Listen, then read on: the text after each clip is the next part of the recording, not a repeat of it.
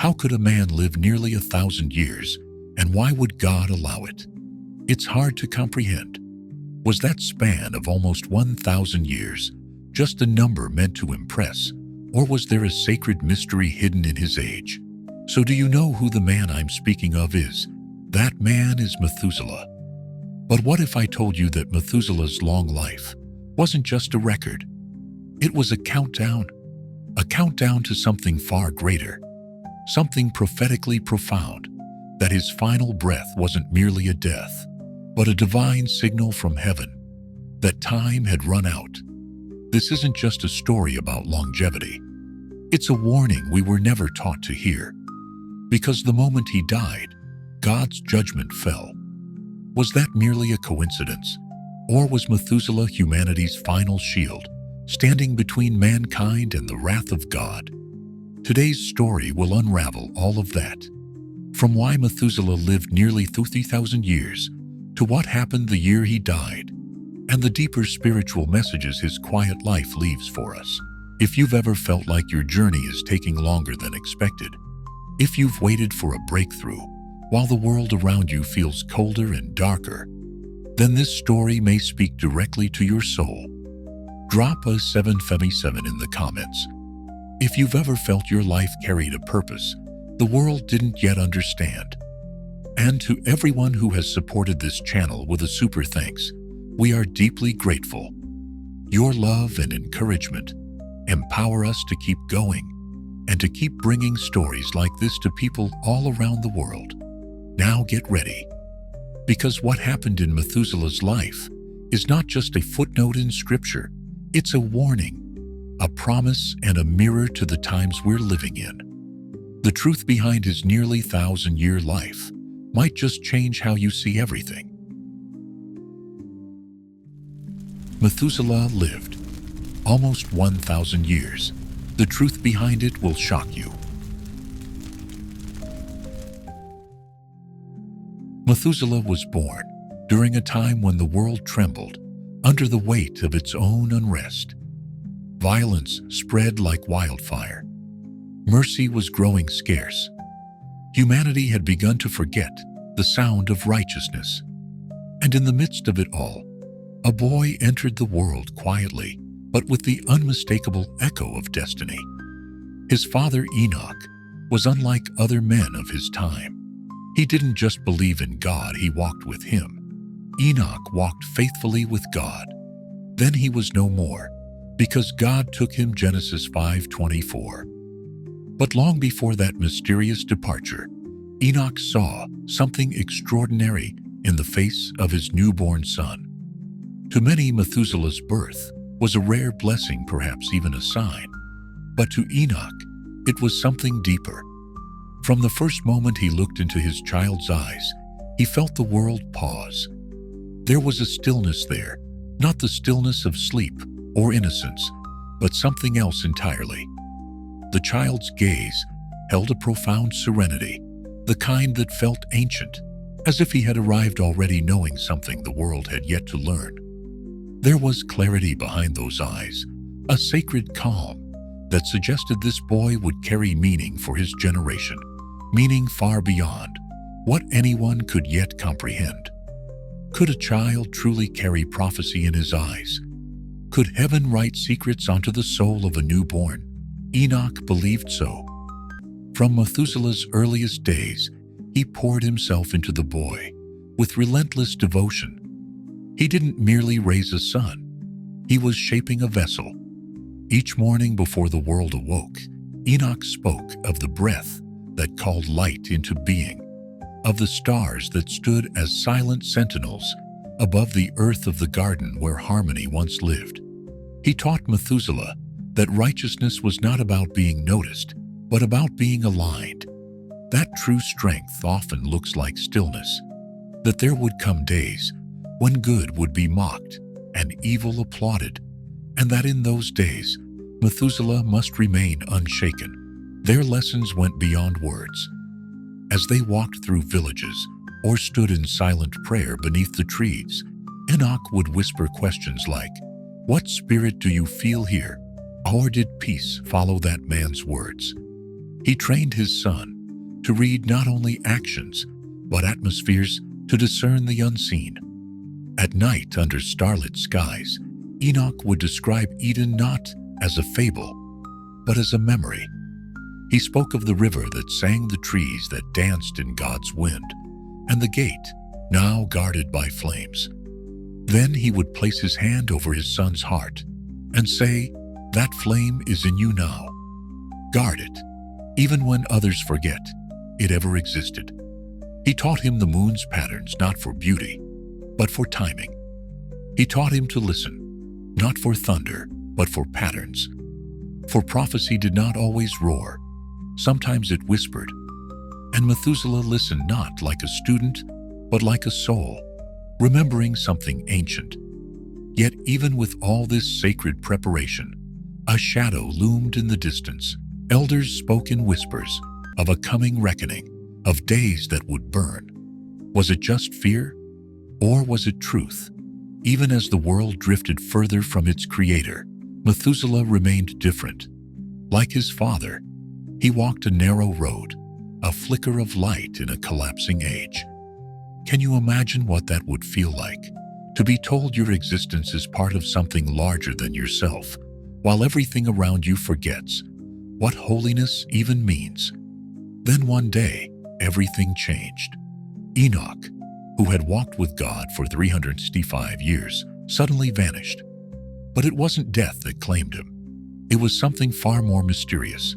The scriptures say it clearly altogether. Enoch lived a total of 365 years. Enoch walked faithfully with God. Then he was no more, because God took him away. Genesis 5:23-24. No grave, no farewell. One moment he was there, the next gone. God himself had taken him, not as punishment, but as honor. A divine act reserved for the faithful few. And yet in the silence left behind, something heavy remained: responsibility. Methuselah was now the torchbearer, the only living echo of Enoch's walk with God. The teachings were no longer just memories. They were now a mission. The mantle had passed, and with it something else, something darker. For hidden in Methuselah's very name was a prophecy. Many Hebrew scholars believe Methuselah means, when he dies, it will come. But what would come? Perhaps Methuselah didn't fully know, but he could feel it in the bones of the earth, in the groaning skies, in the growing evil around him.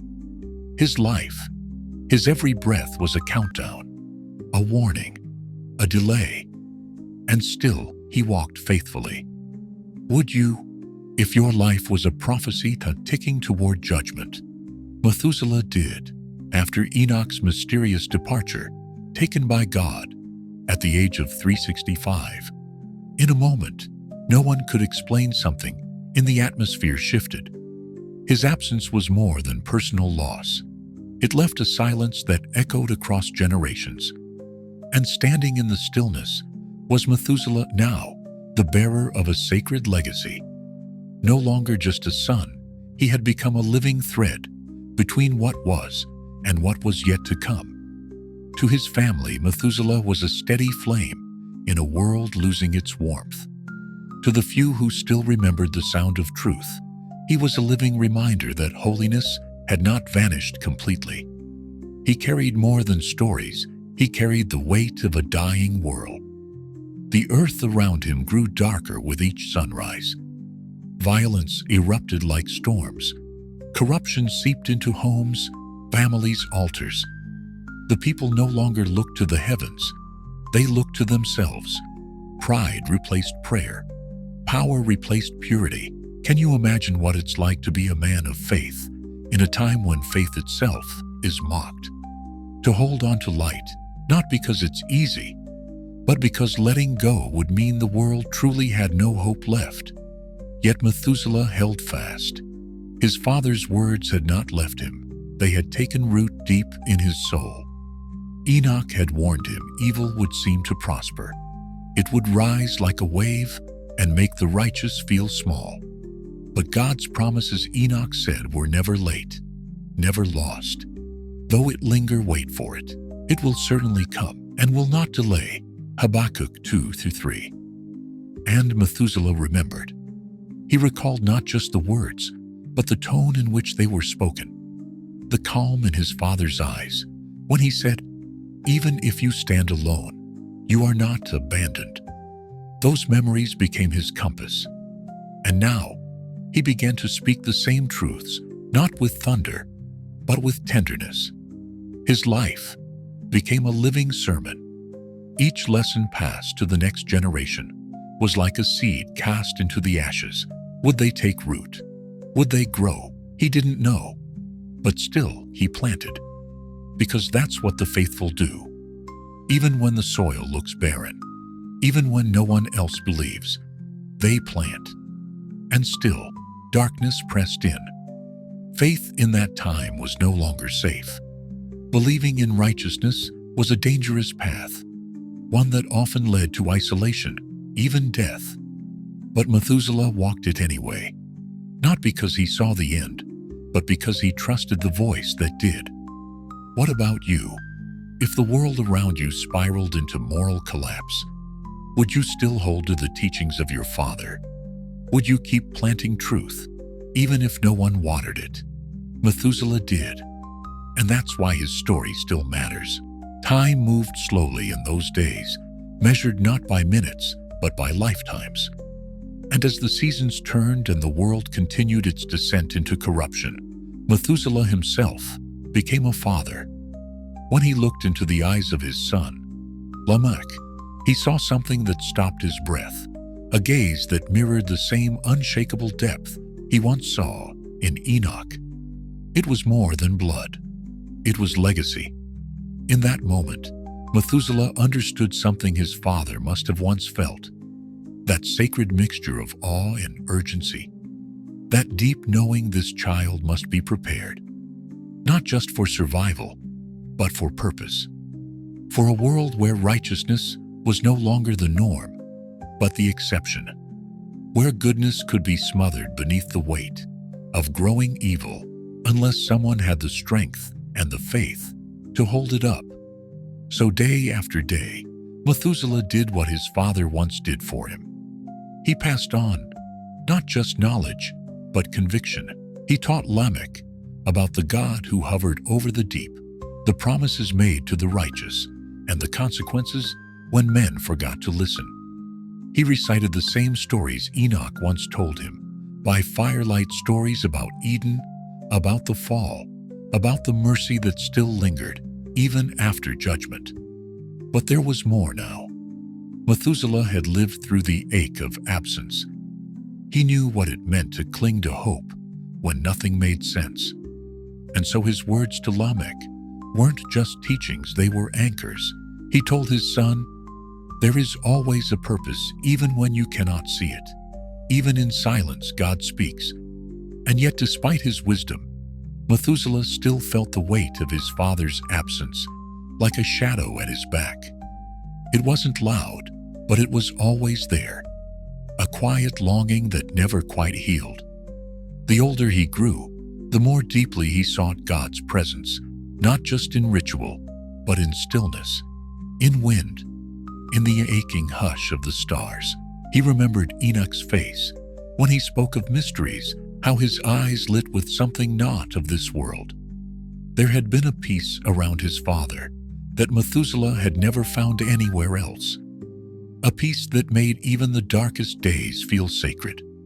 Enoch's always said that everything was under God's care, and that one day Methuselah would understand why things happen the way they do. But some truths don't come quickly. Some truths require an entire life. Even now, Methuselah could never forget the day Enoch left. It was burned into him like scripture written in fire. One moment his father was there walking, speaking, praying. The next he was gone. No warning, no farewell, no sound. Methuselah had run through the trees, cried out into the wind, searched the high valleys and shadowed groves. But there was nothing, not even a footprint. That was when he knew this was not the hand of a man. This was the hand of God. And when the elders came, they spoke in low voices. They said Enoch had been lifted beyond the reach of death itself, spared the evil of men, removed from judgment, rewarded for a life of such fierce faith that the Creator himself claimed him. But what do you do when your greatest example disappears into mystery? For Methuselah, the loss became a calling. In every word he now whispered to Lamech, in every breath between prayers, he was guarding something sacred, carrying forward the thread his father began. He didn't need to be told that something was coming. He could feel it in the world's decay, in the coldness in people's eyes, in the silence between generations. He knew.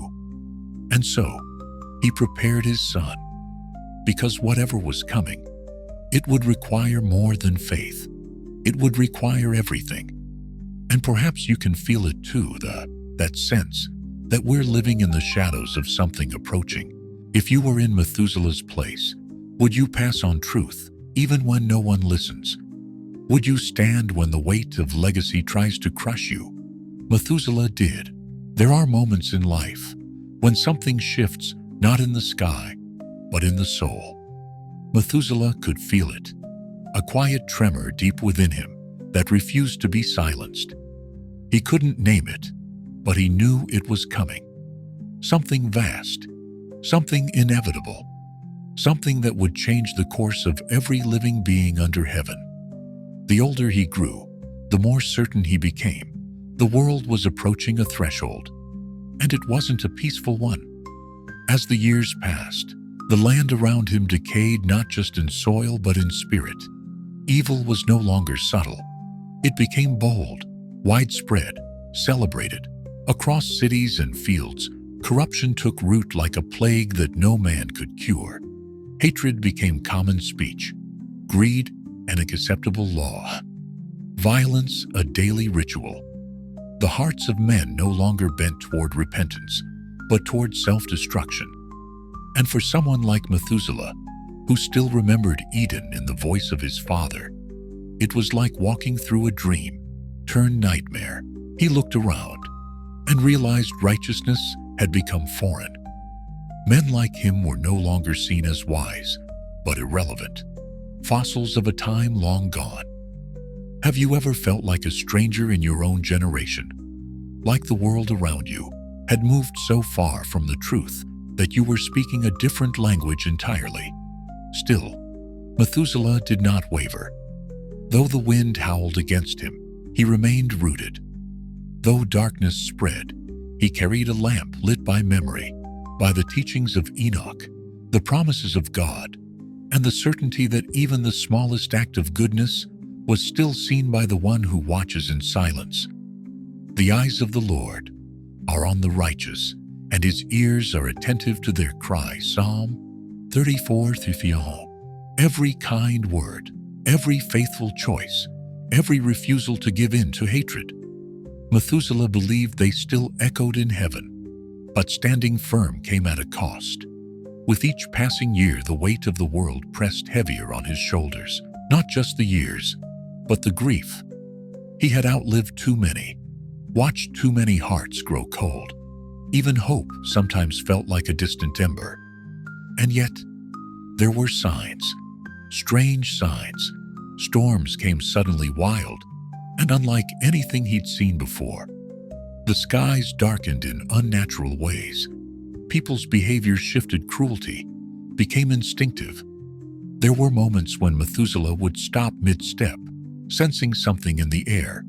A tension, a silence before a roar, a gathering storm in the soul of the earth.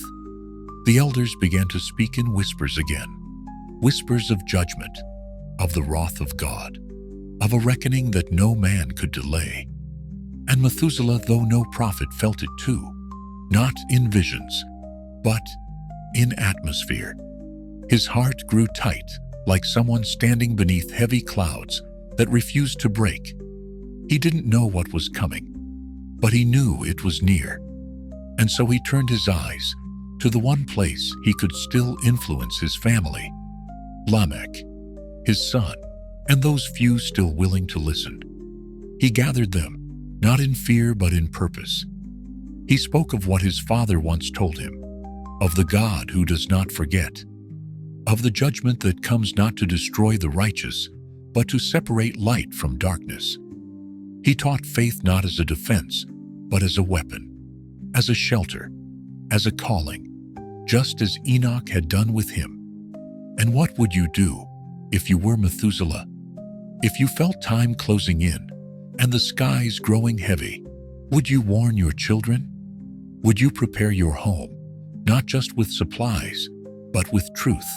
Methuselah did, even as the earth trembled, even as the clock moved toward something no man could stop. Because faith does not mean you understand the storm.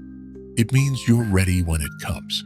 Methuselah had lived long enough to see the patterns of the world unfold again and again, light rising, then swallowed by shadow. He knew how corruption crept in slowly, then suddenly made itself at home. And though he had spent centuries watching the world sink deeper into sin, he also knew something else. His task was not yet complete. There was still something to carry, a flame not yet extinguished, a mission that, though invisible to most, was branded into his soul, like a vow made long before time began. Years passed like waves over stone. Methuselah aged but never grew idle. He watched his son Lamech rise into manhood, quiet, watchful, anchored. There was something familiar in Lamech's silence, something that reminded Methuselah of Enoch and of himself. And soon he too became a grandfather. And with that came not just joy, but holy urgency. Just as Enoch had once done with him, Methuselah now opened the well of memory and poured its wisdom into the next generation. He recited the same stories, the breath of creation, the loss of Eden, the unbreakable promises of God. But these weren't just bedtime tales. They were instructions, weapons, maps for survival. Each word he spoke, each lesson repeated, was a seed planted in sacred ground. He believed he knew that these seeds mattered, that no matter how dark the world became, faith could still take root. And faith, once rooted, could not be easily destroyed.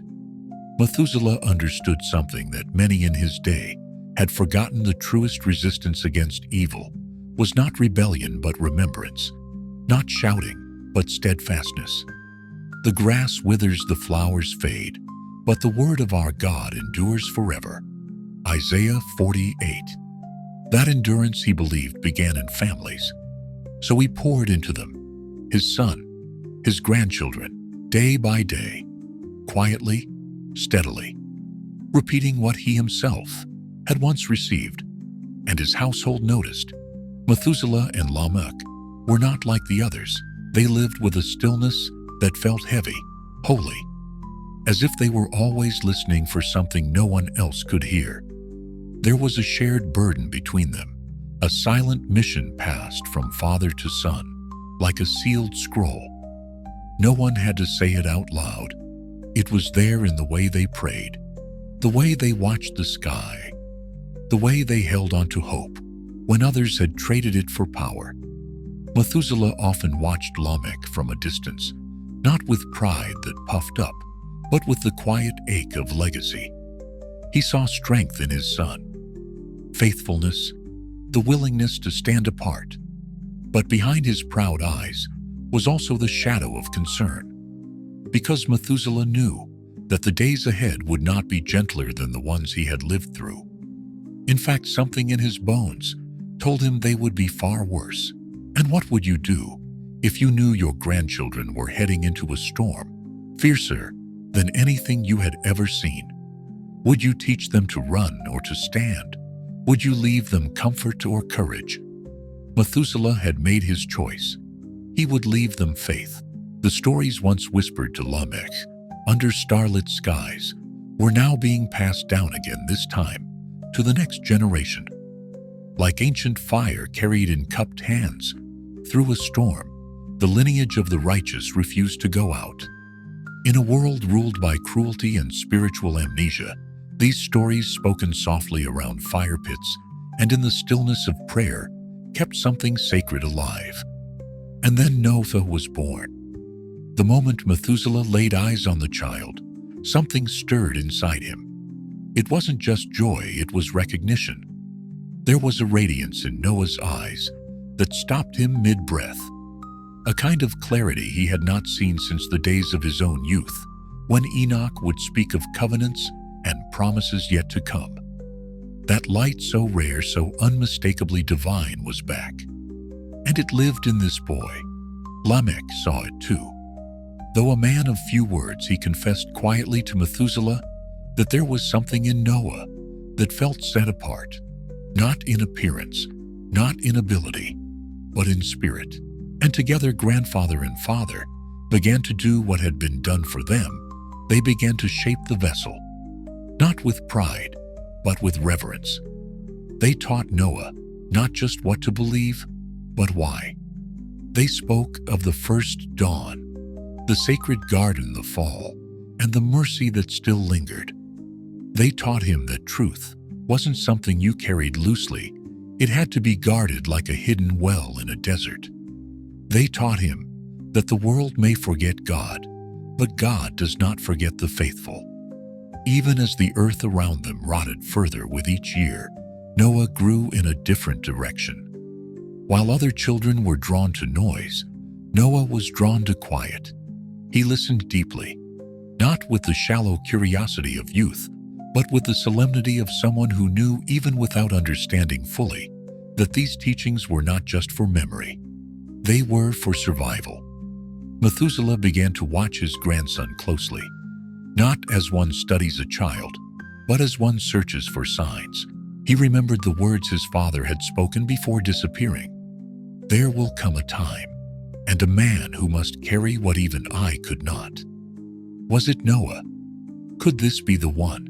He didn't know. But what he did know was that the fire he had carried his whole life, passed from Enoch, sustained through sorrow, pressed through generations, was now flickering in the soul of this boy. Noah didn't just hear the stories, he absorbed them, he carried them. And for Methuselah, there was both comfort and awe in that. And what about you? If you looked into the eyes of your grandchild and saw echoes of divine purpose, would you know how to prepare them? Would you recognize destiny when it wore the face of a child? Methuselah did.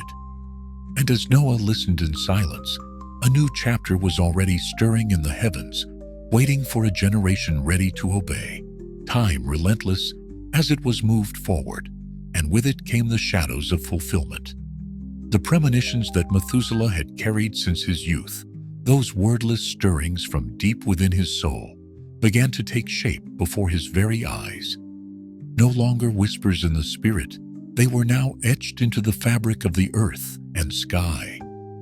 Ominous signs appeared with increasing frequency, some subtle, others terrifyingly clear. The winds shifted with unnatural force, the nights grew unnervingly silent, and there were moments when even the air seemed heavy, with something unspoken, like the world itself was holding its breath. Those who were spiritually attuned felt it. They spoke less. They watched more. Something in creation was stirring, and not gently. Among the scattered villages and weather-worn tents, the ancient prophets and sages began to murmur warnings. They no longer spoke of hope, but of judgment, that God, whose patience had endured generation after generation, would no longer overlook the wickedness of men, that the earth would soon face a reckoning, a purification, a cleansing, not out of rage, but justice. And when Methuselah heard these murmurs, he didn't brush them aside like others did. He carried them differently, heavily, because to him, they weren't just new revelations. They were echoes of Enoch. He remembered his father's final words before vanishing into divine mystery. Enoch had warned that time was not infinite, that God's silence was not absence but mercy. And when that mercy reached its end, something would be released, that the world had never seen.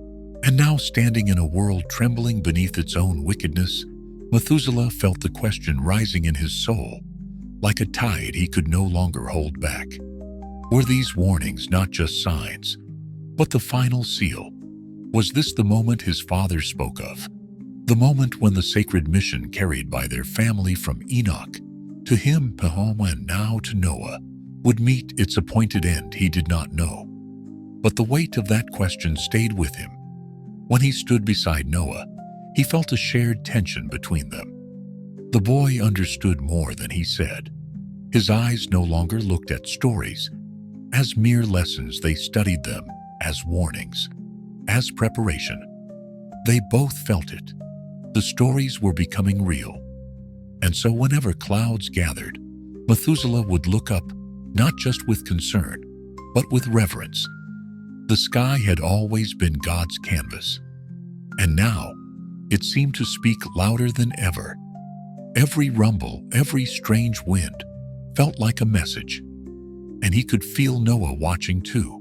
In the boy's gaze, Methuselah saw the questions he himself once carried, questions no man could fully answer. But there was something else, something more powerful than fear: purpose. Noah didn't just want to survive what was coming.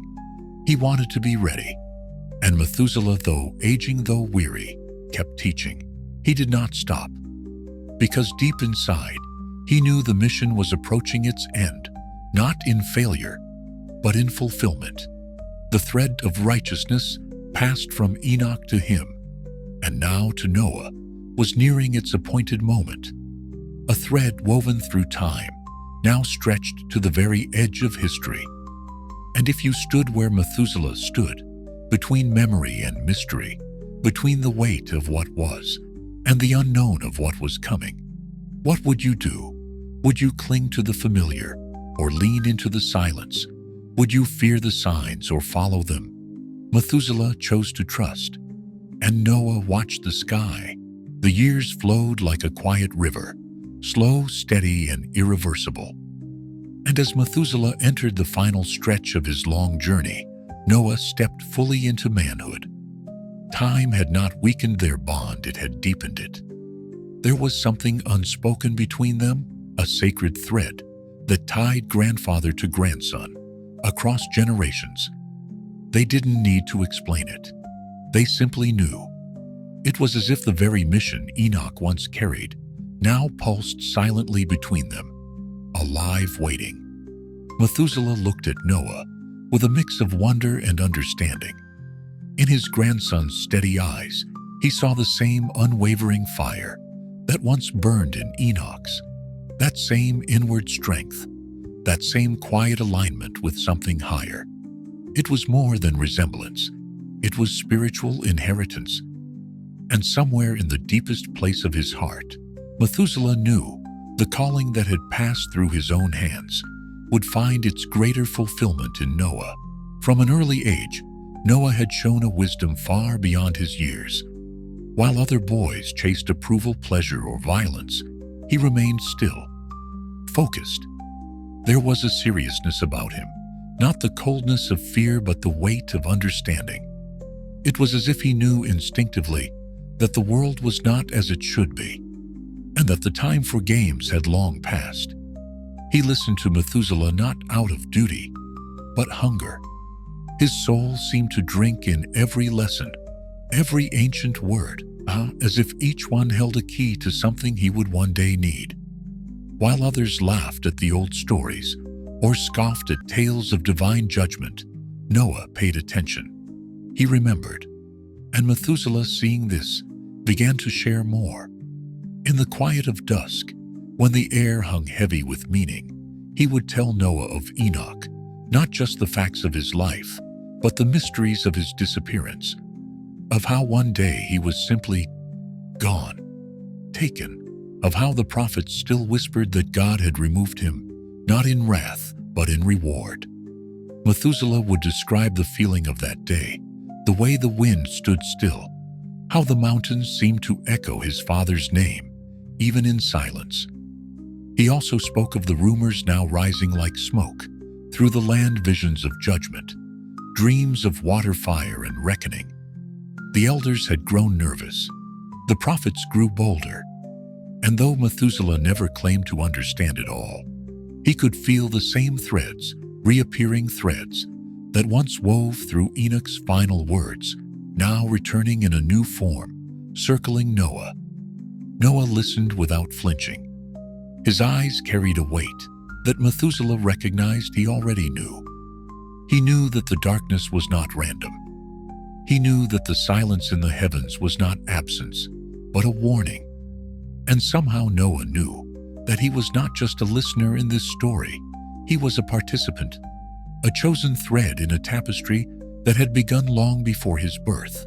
And what would you do if you sensed the world around you was holding its breath?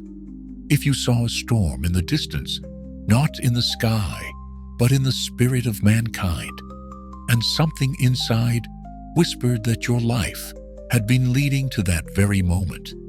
Would you listen? Would you run? Or would you prepare? Noah listened, and Methuselah, watching him, began to understand why his own life had been allowed to stretch so long. As time continued its steady march, the world around Methuselah seemed to move faster, as though history itself was gathering speed, preparing to break open. Noah had become a father now. A new generation had entered the earth, wide-eyed and unaware of the weight they were being born into. And to Methuselah, this growth wasn't merely biological. It was prophetic. As he watched Noah's children play in a world spiraling further into corruption, something within him whispered that the final pieces were being put in place. He didn't need a vision. He didn't need an angelic voice. The signs were everywhere for those who still had eyes to see. And so, even without answers wrapped in clarity, Methuselah did what he had always done. He remained present, watchful, steady. Each conversation with Noah carried a deeper urgency now. Each quiet walk through the fields felt like a final rehearsal. He spoke not just as a grandfather, but as a man handing off the last pieces of a sacred trust. He could see it clearly now. Noah wasn't just continuing the legacy.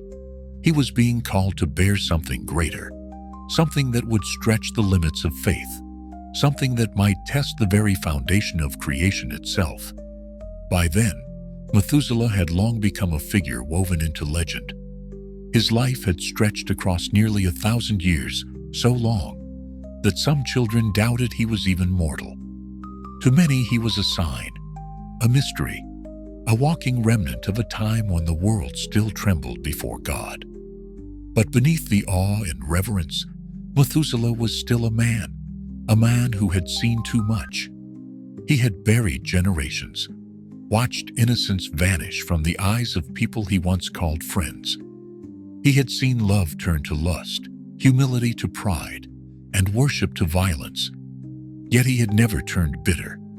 Somehow, in a world ruled by decay, he remained rooted, not because he was strong, but because he remembered. And for the few who still longed for the truth, Methuselah was like an anchor in the middle of a raging sea, a reminder that not everything holy had vanished. His presence alone, quiet, observing, faithful, spoke more than many sermons. Among the elders, his voice still commanded silence, and among the few righteous who remained, his name still gave them hope.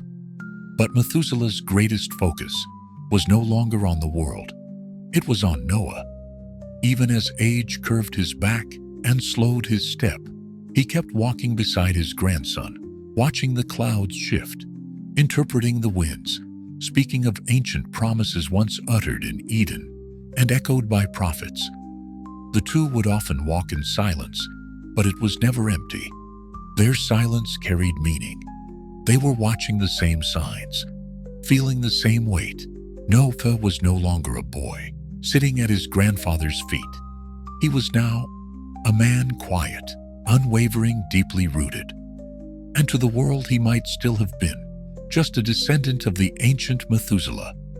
But to those who watched closely, and especially to Methuselah himself, Noah had become something far more. He bore the mark of righteousness not as a symbol, but as a way of being, the same mark once seen in Enoch. Methuselah recognized it, the clarity in Noah's eyes, the weight he carried, the way he stood apart, not in arrogance, but in alignment with something greater. There was a fire in him, not loud, not boastful, but steady, holy. And though Methuselah felt a deep, quiet pride at the man Noah had become, there was also something else, a shadow beneath the pride, a trembling in the soul of a man who knows what comes next. Because Methuselah had seen enough to recognize the patterns. The world had darkened. The signs had intensified. The same heavens that once shimmered with innocence now seemed strained under the heaviness of human rebellion. And while most men turned their eyes away, Noah did not.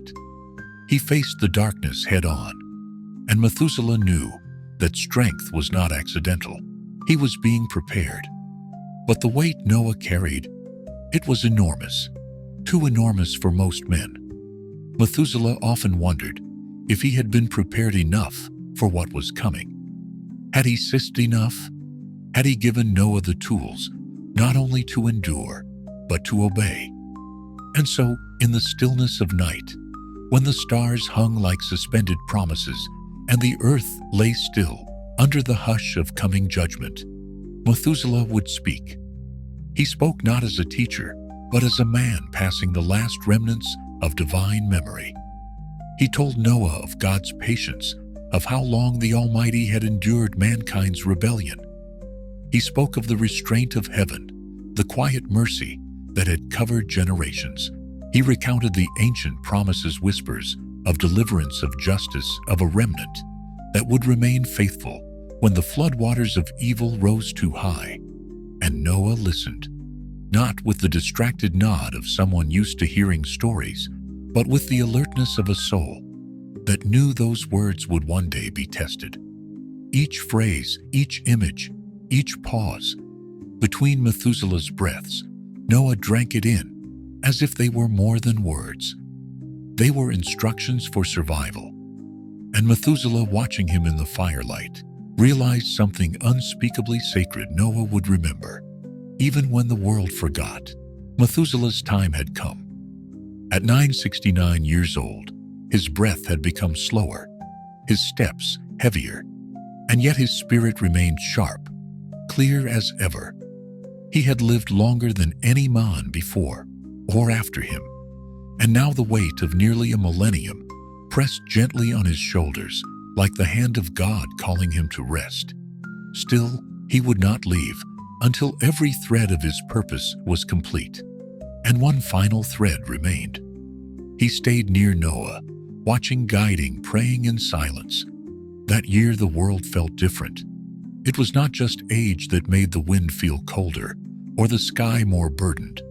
Even nature seemed to groan. The winds howled more violently. The clouds lingered with a thickness that made the air feel like prophecy. The animals grew restless. The soil beneath their feet, once warm with the rhythm of life, now trembled with tension, as if the very earth was holding its breath, waiting for something that could no longer be delayed. Methuselah felt it deep in his bones. The moment was near. Noah did too. No longer a student, but a chosen man. Noah had begun to prepare, not in fear, but in obedience. The same God who had once walked with Enoch was now beginning to whisper to Noah. The instructions were not yet complete, but the calling was undeniable. And Methuselah, watching him move with quiet urgency, felt both satisfaction and sorrow. Satisfaction in seeing the mission fulfilled. Sorrow in knowing his part in it was ending. He had lived through ages of rebellion, of beauty, of prophecy, of silence. And all of it had brought him to this, his final task, to help shape the man who would soon face what no other human being had ever faced. In his final days, Methuselah spoke little. It wasn't necessary. Everything that needed to be said had already been spoken. His presence beside Noah was a blessing, a final mark. And then in that very same year, when the sky seemed heavier than ever, Methuselah died. There were no trumpets, no mourning crowds. The world, soaked in its own wickedness, barely noticed that it had just lost its last living link to a pure time. But heaven noticed. His death was not loud, but it echoed, a quiet departure, a final warning. The flood had not yet begun, but something had already broken open. A shift, a countdown. And now the eyes of heaven turned fully to one man, Noah. The mission that had passed from Enoch to Methuselah now rested entirely on his shoulders. The world was crumbling, time was running out, and faith would soon be tested like never before. But Methuselah had done what he was called to do, and now he rested. With the passing of Methuselah, something shifted not just in Noah's life, but in the fabric of time itself. The world kept spinning, men kept sinning, but for Noah, everything had changed.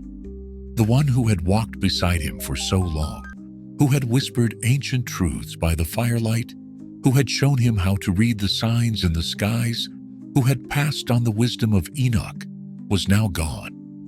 Methuselah's presence, once so constant, so grounding, had dissolved into memory. And in that silence, Noah felt the full weight of the mission descend upon him. There was no one left to lean on, no voice to double-check the meaning of a sign, no elder to confirm what he sensed in his soul. Only the echoes of his grandfather's teachings still burning like coals within him. And Noah, now alone, carried them forward. The days following Methuselah's death were cloaked in quiet. Not the peaceful kind, but the kind that feels like the world is holding its breath. Noah so often walked alone, watching the skies, listening to the wind turning over every story, every prophecy. He remembered his grandfather's gaze, the way Methuselah would pause mid-sentence, as if hearing something just beyond the edge of hearing. Now that voice came to Noah. At first it came in dreams, then in stillness, then in words he could no longer ignore. Instructions, clear, precise, unmistakable. The judgment Methuselah had sensed was not only real, it was near. God himself began to reveal to Noah a plan not for destruction alone, but for preservation. A great cleansing would come upon the earth, a flood that would wipe away the corruption mankind had embraced. But through Noah, a remnant would be spared. A seed would be saved. Life would begin again. And Noah, though heavy with sorrow, did not resist. There was something both terrible and holy in the revelation to be chosen, not to be spared suffering, but to carry the weight of survival, to become the dividing line between the world that was and the world that would come. So he obeyed. He picked up tools. He gathered wood.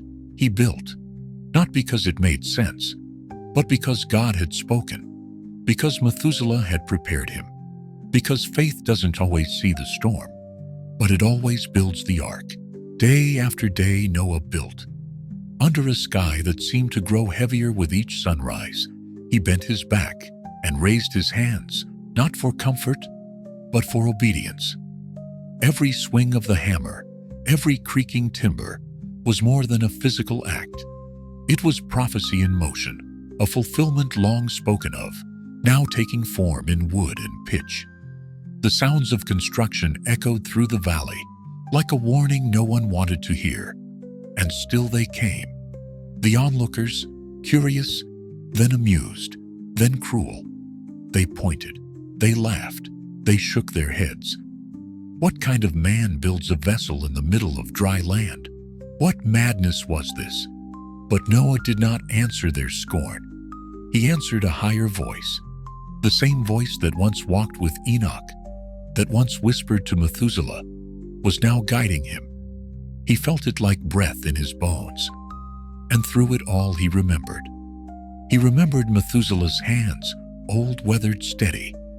The way he pointed to the sky and said, "There will come a time." He remembered the long nights of stories and silence. He remembered Enoch, though he had never seen him, only the glow of his memory carried through reverent words. And now, he was the last of them, the final link. In every board he lifted, Noah felt that he was not building alone. The wisdom of Enoch, the endurance of Methuselah, the faith of generations, it all lived in his labor. Every nail driven into the ark echoed with the voices of those who came before him. The structure itself rose slowly, but with unwavering purpose, massive, silent, almost alive. It stood as both an invitation and a warning, a door and a line. And still the people mocked. But Noah didn't waver. He worked with the certainty of a man who knows time is a flame burning low. His sons moved beside him, Shem, Ham, and Japheth, each trained not only in skill, but in spirit. They too had been raised on the voices of Enoch and Methuselah. They knew this wasn't just construction, it was consecration. The ark rose, and with it, the last echoes of an old world. What would you do if you were building something no one else believed in? If your faith was the only thing separating salvation from destruction, would you hesitate, or would you keep building plank by plank? Even when the sky still looked clear, Noah kept building, because the sky wouldn't stay clear forever. Then the animals began to arrive. They came in pairs, one male and one female, from across the land, emerging from the forests, the hills and the plains, as if drawn by an invisible force, far beyond human comprehension. They did not resist. They did not hesitate. Under the astonished gaze of the crowd, they walked calmly toward the ark and entered without chaos, without confusion. The people who had mocked Noah for years now stood in stunned silence, some with fear in their eyes, others still wearing masks of disbelief. Torn between awe and ridicule, they looked at the unfolding scene, but failed to understand the gravity of what was happening. Noah, however, was unmoved by their confusion. His heart was at peace, anchored in the promise. His mind was clear, fixed on the instruction God had given him. He did not build for praise or for proof. He built because he believed. And now what had once sounded like madness was unfolding before their very eyes. The ark was complete. The animals had entered. The sky had begun to darken. When all was ready and the clouds overhead grew thick and heavy, Noah gathered his family. One by one, they entered the massive wooden vessel. His wife, his 3 sons, and their wives. There was no drama, no final speech, just a quiet obedience that trembled with purpose. And as Noah crossed the threshold of the ark, he knew this wasn't just the beginning of a new chapter. It was the closing of a sacred one. With every step, he felt the weight of legacy. He was not entering the ark alone. He carried with him the memory of those who had come before, of Enoch, who had walked with God, and of Methuselah, who had walked with him. Noah knew that from this moment forward, his life and the life of his family would rest entirely on faith. Faith in the God who had warned him, called him, and promised to spare him. The voices of Methuselah and Enoch still echoed in his heart, and he clung to their wisdom like a compass in the dark. And so the story of Methuselah found its conclusion not in thunder or fire, but in the quiet descent of rain. He who had lived to see the age of men stretched to its outermost edge, who had carried the dreams of his father Enoch and watched them unfold across generations, now rested. His name, barely remembered by the world, remained alive in the soul of Noah.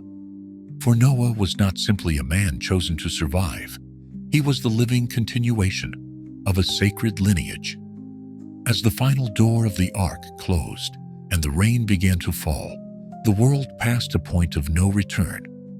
The crowd dispersed in confusion and fear, still unaware that they had just witnessed the last breath of an age.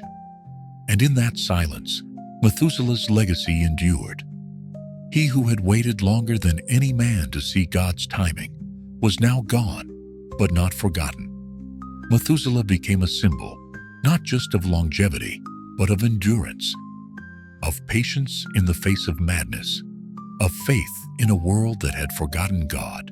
And though he did not live to see the rain become flood, he had lived to see the vessel prepared, and the man chosen to carry everything forward. His mission was complete. The story of Methuselah reminds us that a life, whether long or short, holds profound meaning when rooted in the right place, anchored by the right values. He waited, he believed, and he sowed seeds of faith for those who would come after him, even when he could not see the full fruit of his mission. Methuselah teaches us that patience is more than a virtue. It is the quiet courage to believe that what is good and holy has eternal worth, even in the face of chaos. He understood, even as the world around him grew darker, that God would keep his promises, and that knowledge became his strength until the very end. Enoch, his father, had passed on to him the sacred art of walking with God in silence, in faithfulness, without applause. Methuselah carried that inheritance with honor and passed it to Noah, who would soon face the most terrifying trial of his generation. When we look at Methuselah's life, we don't just see the idea of faith, we see the embodiment of it. We see a man who lived for nearly 1,000 years, surrounded by a world that was increasingly hostile to God, yet he never compromised. He remained faithful in a time when faith was rare. While others indulged in violence, greed, and rebellion, Methuselah kept walking the narrow path.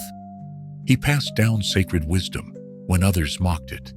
He clung to the promises of God, even when the world around him grew darker and more corrupt with each passing generation. He didn't need to witness the flood to know his life had meaning, because he had spent his days sowing into the life of Noah, teaching him the words of Enoch, preparing him for a future Methuselah himself would never see. His role wasn't to build the ark, but to build the man who would, and that too was a holy assignment. Methuselah's story calls us to remain faithful, not just in moments of clarity, but in seasons of silence, to keep believing when nothing seems to change, to keep teaching truth when no one seems to listen, to stay righteous even when the world around us celebrates wickedness. His life reminds us that our greatest impact may not be seen in our lifetime, but it can live on through those we've prepared. From Methuselah to Noah, the legacy lives on a living testimony that God keeps his word. And our mission, like his, is to trust and remain steadfast to the end. For our faith, like his, may ripple through generations long after we are gone, echoing across centuries, just as Methuselah's life still speaks to us now. Methuselah's life teaches us something timeless, that you don't have to be loud to be legendary. His story wasn't marked by miracles, battles, or fame. It was marked by something far rarer: consistency. A man who waited nearly 1,000 years, who kept the flame of righteousness burning in a world drowning in darkness. And yet the world barely noticed when he left. But isn't that the way true legacy works? You may not see the impact of your faith today. You may not see immediate fruit from the prayers you pray or the values you instill in your children. But just like Methuselah, your quiet obedience can echo into the future in ways you can't yet imagine. The seeds you plant now, integrity, humility, reverence, may be what sustain the generation after you when their storm comes. Personally, when I reflect on Methuselah's life, I'm struck by how powerful it is to be faithful when no one's watching. How holy it is to trust God's timing when the world moves faster than ever. In a culture obsessed with results and recognition, Methuselah reminds us that some of the greatest assignments are hidden, and some of the most world-changing acts of faith happen in silence. So maybe the real question is this: What legacy are you building right now, even if no one sees it yet? If this story touched your heart, I invite you to like this video, share it with someone who might need the reminder, and subscribe for more timeless truths from Scripture. Don't forget to hit the bell icon so you won't miss any of our upcoming stories. And from the bottom of my heart, thank you. Your support helps keep these stories alive. And together, we're continuing the legacy of the faithful, just like Methuselah did.